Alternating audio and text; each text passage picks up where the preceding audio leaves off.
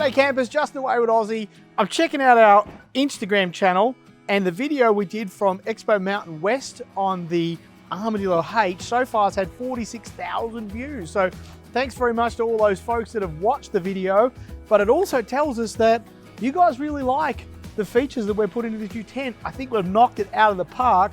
So we're gonna do a YouTube and we're gonna go a little bit further on what makes this real different and how we got to where we did and why it's very different. So let's get into it with, firstly, the shell design, because it's the design of the shell that makes this tent truly unique. This is actually a hand fabricated. It's not assembled with Celastic, it's not assembled with some sort of glue. This has actually been hand cut, hand rounded, welded, ground, and then powder coated. And that's what gives us these awesome, nice round corners, both front and back. We've consciously thought about the little bit of an angle that we want to get, that you could point to the front or the back of the vehicle. It just depends on what look you're going for. We've already attached a rack on the top. This is going to hold 50 pounds, give or take a little bit. It's going to a great place to put max tracks, a great place to put recovery boards, solar panels, already keywayed, already bolted on there, ready to go. It has a great seal around the bottom, which makes sure there's no water going to come into the tent as you're driving down the road. It has 4 really positive latches, 2 on this side and 2 on the other side. And the other thing you're going to notice, it's got a handle on both the front and the back, even though this is the side that opens first. So we're going to open the tent now and have a look at what's inside, but that covers off really what makes it truly unique: hand fabricated shell. Okay, so firstly what we're going to do is we're going to undo the latches. And again, there's 4 of those. It's gas strut assisted inside, so it's fairly simple in the way the first part operates. That's a tie down strap. We're not going to need this again to the end, so we're going to throw that over the top. First thing you're going to notice is a elastic strap and a little tensioner. We want to pop that down, get it out of the way, and we want to make sure that we get it out of the way of this track in the middle, because if we get it there, the tent won't open all the way, and you'll see the lid, the bottom actually sits a little bit up on one side. We're going to reach inside, we're going to grab the ladder. Now in this case, we're going to pull it all the way out. And the nice part about this tent is the self-deploying cover at the front. So the ladder cover, as you pull that ladder, does its own thing in one movement. For this demonstration, we're going to get the ladder out of the way. That allows us to have a look at our lever lock on the front. So there's no spring rods on the front of this tent to put it together. So there's literally an effortless setup to make this thing work. Inside there, we're going to go in, we're going to grab the spring rods, which are going to allow us to put the 2 windows out on the left and the right. We've got those huge arch D-shaped windows on each side. On one side, we have the heater port, air conditioner port. So we really thought about where the market's gone over the last few years especially, and people like Zero Breeze have made air conditioners for us to use in our tent. Summertime, it's awesome. The head on the air conditioner are 4 inches. Most of the rooftop tents that we've seen come through, including some of our own, have a 3-inch port for a diesel heater. So we made sure when we built this one, it actually fits the air conditioner port. So if you're looking for something that's going to work in the summer, this is a good choice. Up the top, you see a clear window. Underneath, it still has that legendary LST fabric that we've had now forever. So you can unzip that and see through the roof, but you don't have to get out and remove the fly to see the stars if you just want a star view. Inside is a self-inflating mat. Inside is a power port in the far back corner of the tent. There's a power port, and underneath there is an Anderson plug for you to go through and connect to the vehicle if that's the way you want to do it. Or there's some pockets inside there for you to put batteries and little power packs that you can pick up for cheap, because that's going to run the LED lights that already comes pre-installed inside the tent. So that's a little bit more about the Horizon series tents. The one we have behind us is the Horizon 3. We do 2 sizes, a 2 and a 3. A 3 is going to sleep, as it says, 3 people fairly comfortably. It's about the size of a California king-size bed inside. The 2 is about the size of a full-size or a twin bed. So that gives you a bit of an idea, but check out more online on 230.com, and that's going to give you more information on the actual physical size of the bed and the sleeping area. The mattress won't change, but obviously the width and the length may change just a little bit. So selecting the right tent for the family size, online is going to be the best place to find that. So the air conditioner port that we were talking about is right here hidden underneath this Velcro flap. And as you can see, this thing's massive. So it's going to fit that air conditioner port right in. It does have a toggle, so you can actually just pull that nice and tight and lock in around the air conditioner and or the heater port, depending on what you're going to use. So let's grab some stuff inside, and we're going to show you what actually comes with the tent. So when you buy your tent, all of the fitment kit is actually inside, and it's in this little baggie. So that contains all your nuts and your bolts, your instructions, and all those things are in that bag. We don't need that right now. Inside is a heavy weather pole, and we're going to get to what this one does in just a minute, because it actually just puts a little bit more tension on the roof in the case of really nasty weather. And it's 2 things.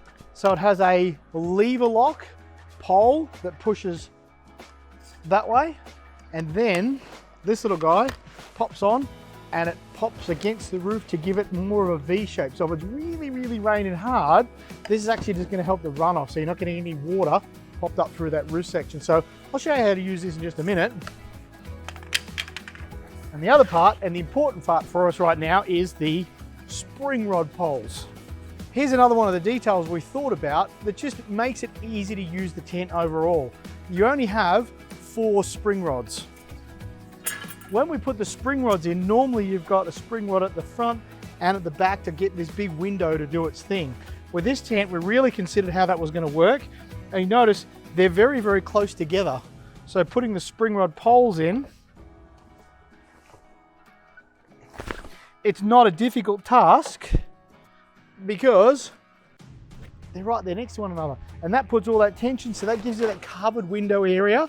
So if you've got a little bit of inclement weather, or you're not sure what the weather's going to do, you can open up the inner door and have the screen closed, or you can open it all up and have that free flow ventilation. So for you folks that are going to low mount the tent, we have put a nice design feature to it, and that is that you can roll the window flat against itself, because if you've got the cab of your truck nice and close here because you've low mounted the tent and it fits just nice on the bed, this window is not going to be able to open with the spring rods.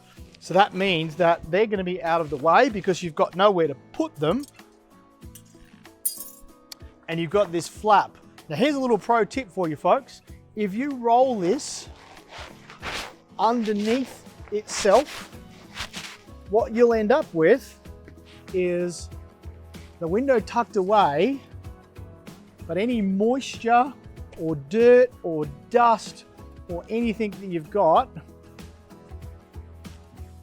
is actually going to stay on the outside of the roll there.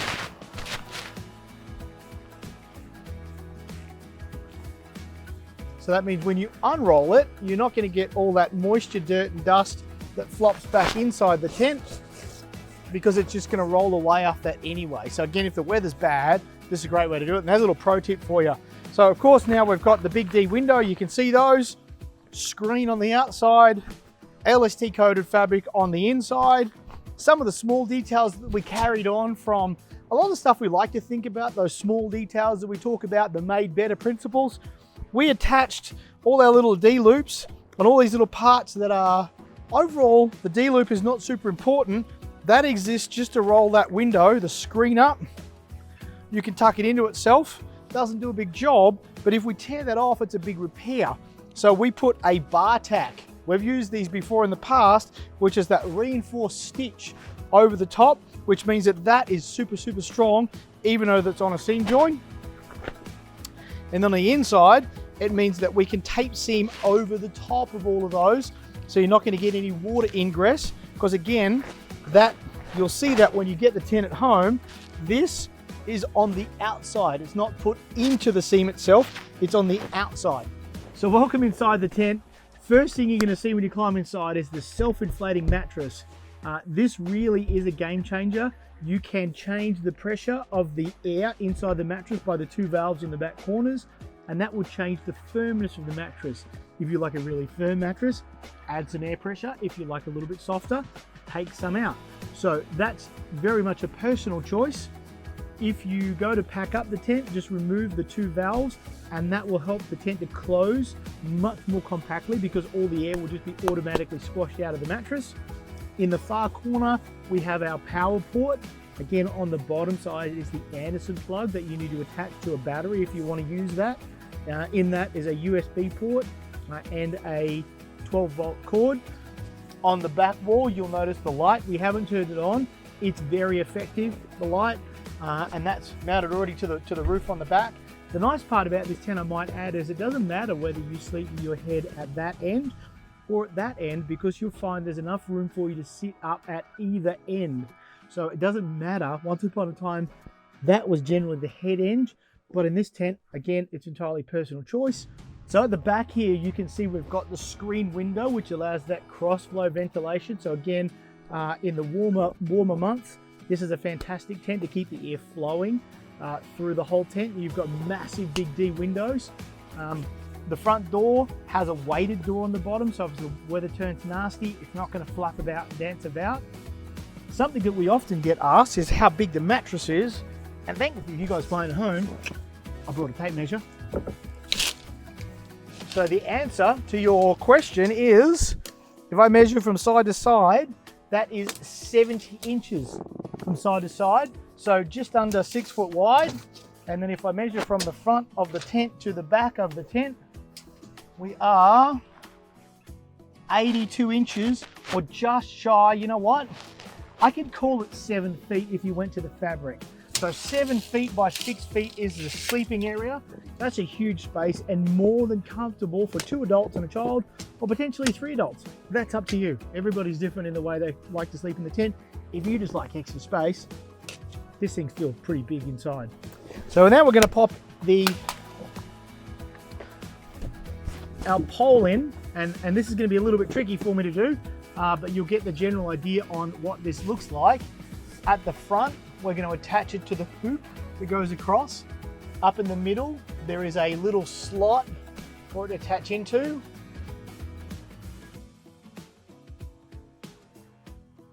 We're going to lever lock that in.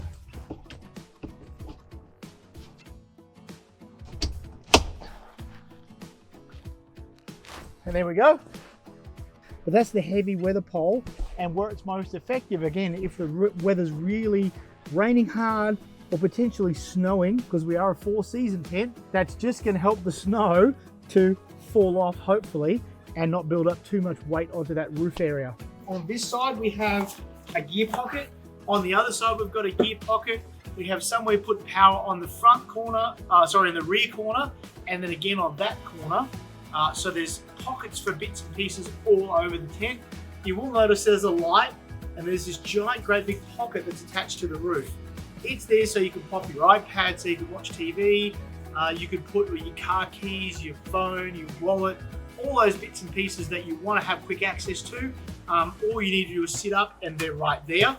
So the fabric on this tent is our legendary ECO13B fabric. ECO13B is actually recycled PET bottles, Coke bottles, Pepsi bottles. It's actually chopped up in little pieces. It's made into a fabric which gives us a naturally water resistant, naturally abrasive resistant, naturally mold resistant fabric that does some good stuff for the environment. We then coat the inside with our LST fabric, so if you shut the windows, you can control the light and you choose when you're going to wake up. Okay, so like all of the tents that we build, we've used the made better principle. Let's roll through all the things that make this tent made better. Let's begin with the shell. Handcrafted aluminum shell, integrated rack on the top for recovery boards or solar panels or something up to about 50 pounds or so. Legendary ECO13B fabric with the LST coat on the inside so you can control when the light comes in the morning. Super fine insect mesh to make sure those little bugs don't come to bed with you. self-deploying weather cover on the front to make sure that ladder is not getting wet and you're getting wet butt when you're climbing in and out. Inside we have our self-inflating mat so you can change the pressure. We have a pocket on the roof and a bunch of extra pockets for an iPad, keys, wallets, all those things that you want to take inside with a tent with you. In the far corner, there is a USB 12-volt plug port ready to go with an Anderson plug underneath to connect it to your battery. The ability to sit up from either end. The details on the tent sleeping size, you'll find those online because it is a little bit different between a H2 and a H3. PVC window at the top. Extra heavy weather pole that you can poke up that actually gives that better shape if it really starts to rain hard. Gear pockets on the front, so you've got somewhere to put gear on one side or boots on the other. Internal light that's already built in and ready USB powered, so you just bring your own battery pack or you plug it in that USB port that you've powered from the outside. And that's the list of features that really do make the Horizon series made better.